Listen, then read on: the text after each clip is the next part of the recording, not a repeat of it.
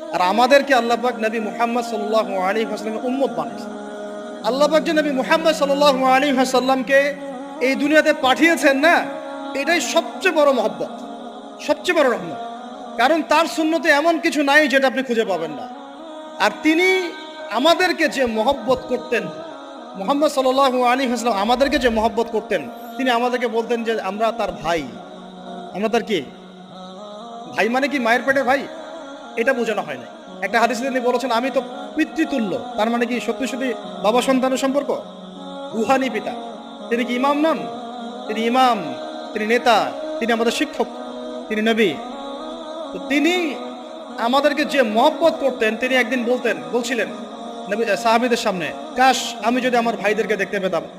সাহাবীরা বলছেন, ইয়া রাসূলুল্লাহ, আমরা কি আপনার ভাই না? তখন নবীজি বলছেন, না, তোমরা আমার সাহাবী। আমার ভাই তারা যারা আমাকে না দেখেই